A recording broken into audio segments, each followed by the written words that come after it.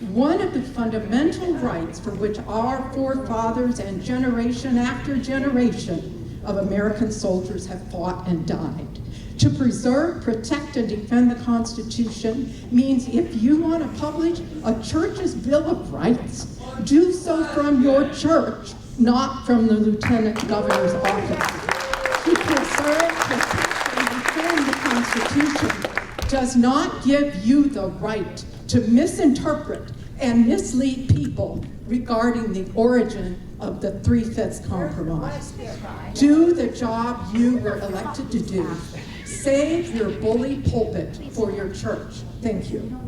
Thank you. Hey, can I, is there a question in that? Well, hey, let me just respond. So where in the Constitution does it say separation of church and state? Where? It's a precedent. Where? From your prior town halls, it is clear you enjoy turning the tables on your constituents and asking them questions. But you accused him of something. He's asking. To deflect from our legitimate concerns over the way you and Braun are governing our state. So all right, thank you. Let me say this. So I identified. Let me just say this. I've given you plenty of time. I've given you plenty of time to talk. I've given you plenty of time. Let me respond. He's gonna come again. So I identify as a follower of Jesus. I identify as a follower of Jesus. So are you telling me that my identity is not welcome within this world of politics? Would you say the same thing to somebody in the LGBTQ community? If they identify one way, you would obviously welcome them in. I would hope you would. Why does my identity have to be checked at the door? Why are you saying, hey, your faith, your identity has nothing to do with this world of politics? Why do I have to check my identity at the door? Why do I have to check my identity?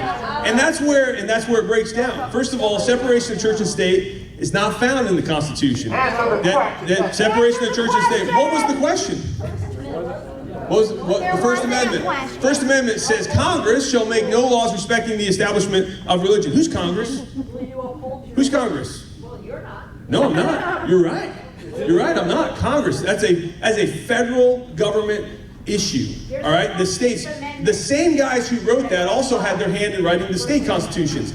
9 of the 13 state constitutions, you had to make a public declaration of faith in Jesus Christ to even run for office. 13 of the 13 constitutions, you had to make a public declaration of faith in Judeo-Christian concepts and principles to run for office. Why would the same guys who wrote the state constitutions, also who wrote the federal constitution, are they in disagreement with each other? I don't know. Christian nationalism is not Christianity. That's not what it is. No, truly, but your belief in Jesus is not who many people think Jesus is. Sorry. Cassie, if you'd like to ask a question, you can wait in line. My bad. But this is that the myth of separation of church and state is that you can separate. It is a myth. It is a myth. Yes, it is. It's not in the Constitution.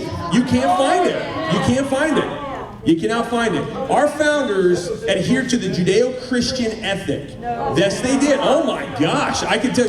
John Adams said, our Constitution is wholly inadequate except for a religious and moral people. Now, what religion was he speaking of?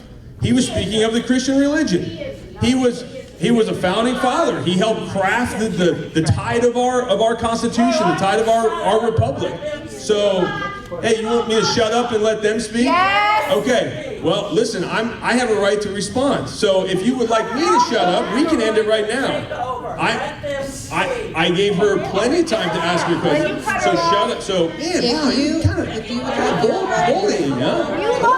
Yeah. All right, so here's the deal. I'm here, and I want to be respectful. I want you guys to be respectful. I will stay here as long as possible. But if you guys want to start yelling, shut up at me, I'll shut up, and we'll end it right now. So, yeah. All right, so next question. Thank you, Lieutenant Governor. So, Scott Johnson, state organizer, Indiana 5051. I don't understand your position with respect to religion and the Constitution to which you swore an oath. Yeah. Okay? So, specifically, Article 6, Clause 3. The senators and representatives before mentioned and the members of the several state legislatures and all executive and judicial officers, both of the United States and the several states, shall be bound by oath or affirmation to support this Constitution, but no religious test shall ever be required as a qualification to any office or public trust under the United States. First Amendment. Congress shall make no law respecting an establishment of religion or prohibiting the free exercise thereof. Now, the Founding Fathers made specific exclusion of religion of any kind. And yet you stand up here and you promote your form of Christianity. There are many forms of Christianity. Yes. At the cost of other beliefs.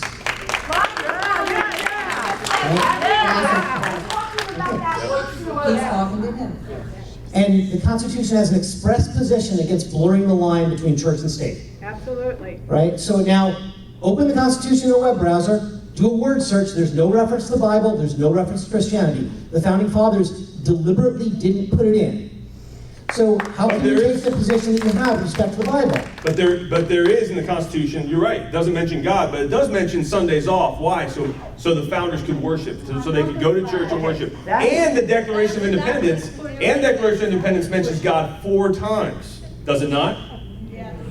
So Maybe the Constitution. The Constitution specifically does not mention it. That's the governing document of the country. So the Declaration of Independence does mention it, correct? Okay. That's not the governing document of the country. That set us free from England. Right. But it's not the governing document of the country.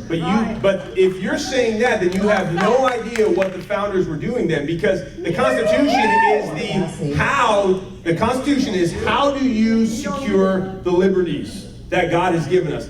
The Declaration of Independence is where do those liberties come from? It's the why behind liberty. The Constitution is the how behind liberty, and they go hand in glove. You can't have one without the other. Well, given that we've had 250 years of a First Amendment disagreeing with your express permission, your express position, I don't understand how you can sit here and swear an oath to the Constitution and then violate it. I don't understand. Your words should mean something, sir. Listen, so George Washington said in his farewell address, he said, oh man, George Washington, yeah, terrible guy, huh? Yeah, okay. Let us with caution indulge the supposition that morality can be maintained without religion. Reason and experience both forbid us to expect that national morality can prevail in exclusion of religious principle. What George Washington was saying is, if you want to get rid of religion in our nation as the fundamental principles, then you will lose morality. The Northwest Ordinance that of 1789, the same thing that expanded, it was the Constitution that expanded the westward expansion, said 3 things that should be taught in public schools are religion, morality, and knowledge, in that order. In 1962, we got rid of religion. Then morality went out the window, and now knowledge, to what Yvonne was saying, is out the window as well. So what I'm saying is, just like Benjamin Rush, the father of the public education system, said the Bible should be the center of our public education system. Why would he say that? He's the father of public education. Okay, sir, what if you're Muslim? They're more than welcome to Or worship here. Jewish? More than welcome to worship here, absolutely. Okay, so they're welcome. So when will we start teaching the Quran and the Torah? So the deference to the Judeo-Christian principles is given such because those are the founding principles, so that all people can worship. But that doesn't mean you replace the foundations of Judeo-Christian principles with the Sharia law or with Hindu version of faith. We are a Judeo-Christian nation. No, we're not. That's the problem. Okay, so let me ask the question. What happens when, can we be a non-religious nation? We have Really? Oh, really? So atheism, the faith of atheism is the foundation, and you want the atheist faith to be the foundation of our nation. May I pause a return question? Sure. So hang on. So we toss around the phrase "the greatest generation" all the time. Yeah. The generation that won D-Day, that defeated the Nazis, etc. And yet they did it without your religious views. So how were they the greatest generation then? They did it without my religious views. So explain that. I didn't. Well, what do you mean? Were they atheists? You keep saying that we have to have this enshrined in law, and yet they went forth and did it without this. because the Constitution gives them the freedom of religion. And yes, there is the famous statement, there are no atheists in foxholes. That's right. Right? I understand that. But what you're saying is in a diverse nation where we have many faiths, how can we enshrine Christianity to the detriment of every other faith?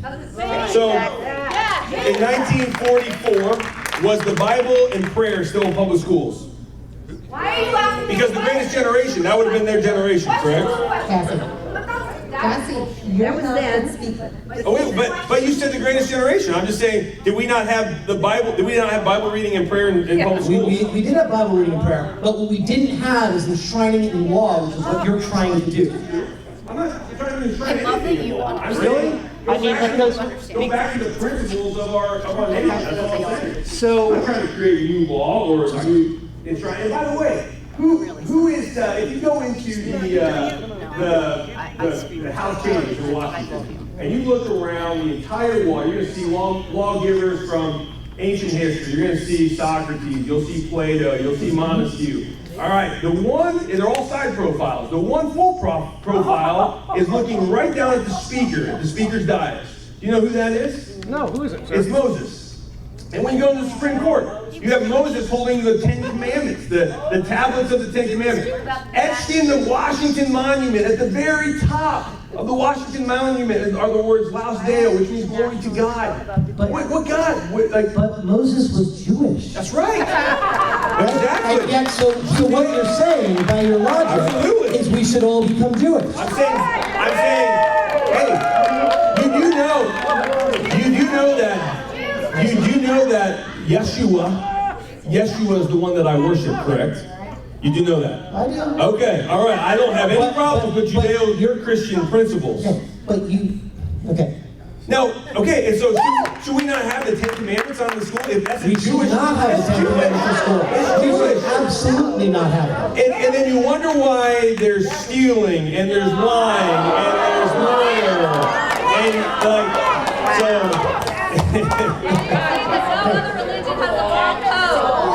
well, that'd be Jewish, man. That'd be Jewish. So, oh, that doesn't matter. I don't know. You do know that. You do know that Sharia law throws the LGBTQ community off of buildings, correct? You do know that. I don't think we want that as our foundation in America, right? Yeah. Hey, thank you for your question. I appreciate that.